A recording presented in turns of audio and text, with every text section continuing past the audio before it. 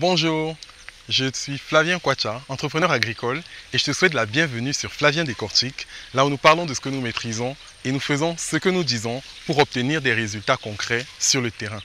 Un entrepreneur, pour moi, c'est quelqu'un qui sait se tenir au courant de l'actualité dans son domaine d'activité pour pouvoir saisir les opportunités au bon moment. C'est la raison pour laquelle, par ces temps de crise, je me suis décidé à te faire une vidéo notamment sur les effets du coronavirus et comment est-ce que tu pourrais saisir des opportunités pour que demain t'appartienne également.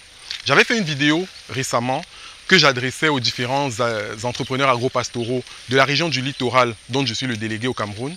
Et je leur parlais à peu près de ce qu'il faut faire, de pouvoir travailler ensemble.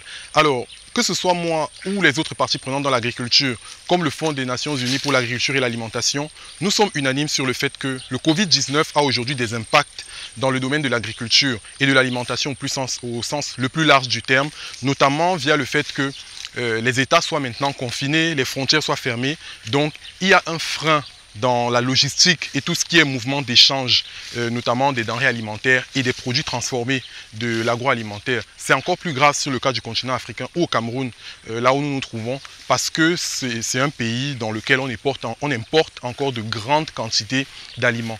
Donc c'est important de prendre en compte cet élément-là. Au sens maintenant plus concret sur le terrain, je peux te dire que dans des domaines où je suis impliqué à travers des entreprises dans lesquelles j'ai investi ou que j'ai fondées, dans l'aviculture ou la pisciculture, on peut constater qu'au départ de la crise, il y a eu une recrudescence des commandes, des personnes qui venaient en masse pour pouvoir notamment faire des réserves parce qu'elles avaient relativement peur, ne sachant pas ce qui va arriver dans la suite. Mais aujourd'hui, on constate qu'il y a une sorte de frein. Si tu es un peu connecté sur Internet, sur la toile, tu vas te rendre compte qu'il y a des éleveurs de poulets de chair qui proposent des poulets même à des prix allant jusqu'à 2000 francs, 1800 francs et ne trouvent même pas d'acheteurs. Ça ne veut pas forcément dire qu'il n'y ait pas de personnes qui puissent acheter, mais c'est parce qu'il y a une cassure dans la chaîne de valeur logistique. C'est-à-dire que les personnes qui veulent justement acheter ces produits n'ont pas toujours accès à ceux qui les vendent. Donc finalement, il se retrouve un certain groupe de personnes qui est une grosse quantité de produits, d'aliments, mais qu'ils n'arrivent finalement pas à vendre. Donc ça aussi, c'est des éléments à prendre en compte. Sur la pisciculture, par exemple, il y a des producteurs qui se retrouvent avec des volumes importants de poissons et n'arrivent pas forcément à les écouler sur le marché conventionnel. Ils sont obligés de faire une réorientation, sans compter le fait que les gros consommateurs, que ce soit les entreprises agroalimentaires de transformation, les hôtels, les restaurants, soient littéralement fermés dans un pays comme le Cameroun. L'une des 13 règles notamment mise en place par le gouvernement et annoncée par le Premier ministre il y a à peu près un mois maintenant, consistait à fermer tout ce qui est débit de boissons, restaurants, lieux de fréquentation publique à 18 heures. Donc ça implique une moindre consommation et cette moindre consommation-là a forcément des répercussions sur les fournisseurs qui sont en fait les producteurs à la base. On a également vu sur le terrain des jeunes, des amis à moi qui ont dû créer de l'étouffement pour 25 000, 50 000 poussins parce qu'il n'y a pas de récupérateurs, c'est-à-dire qu'il n'y a pas de producteurs, d'éleveurs qui veulent acheter ces poussins.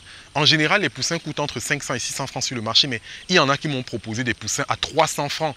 Donc ils étaient prêts à vendre à perte parce que justement, c'est-à-dire que la situation est alarmiste. Et ils se disent peut-être bien qu'il vaut mieux récupérer mon coût de production pour éviter de tout perdre. Donc, vu que les gens n'achètent pas, ils étaient obligés d'étouffer les poussins en question pour ne pas avoir à les nourrir et manquer la voie d'écoulement à la fin du cycle. Pour moi, la chose à faire aujourd'hui, c'est vraiment de tenir compte déjà des changements qui sont en train de s'opérer dans notre environnement, mais davantage avant de produire, de se connecter aux autres personnes qui font partie de toute la chaîne de valeur logistique. Il ne faut plus seulement voir l'agriculture comme, quand je parle d'agriculture, c'est également élevage. Il ne faut plus seulement voir ce domaine d'activité-là comme quelque chose où il faut juste tenir compte de la compétence technique, mais vraiment s'inscrire dans la chaîne de valeur et comprendre que si moi je m'occupe de la production, il faut une logistique, il faut quelqu'un qui gère le transport et il faut peut-être un transformateur pour que nous puissions ensemble toucher le client final. Sans ces conditions-là, c'est évident que beaucoup d'entreprises agroalimentaires vont fermer. J'en viens donc à la dernière partie de la vidéo parce que beaucoup de personnes comme toi me posent la question de savoir est-ce que ça vaut la peine de se lancer, de faire de l'agriculture à l'heure actuelle. Je pense que la crise, c'est aussi un moment d'opportunité. Il y a également de nombreuses opportunités qui peuvent être saisies, notamment au moment où la crise va se terminer, la plupart des entreprises seront sur la ligne de départ. C'est-à-dire qu'il y aura moyen de saisir des parts de marché qui étaient autrefois contrôlées par certains acteurs de l'industrie.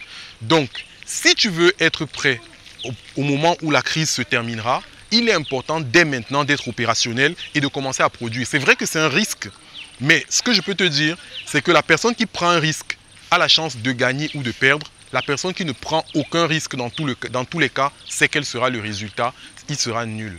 Donc c'est à toi de décider si effectivement tu veux faire partie de cette époque post-Covid dans l'agriculture et l'alimentation ou si simplement tu souhaites continuer de rester spectateur et faire partie de ceux qui observeront l'évolution du secteur d'activité en filigrane.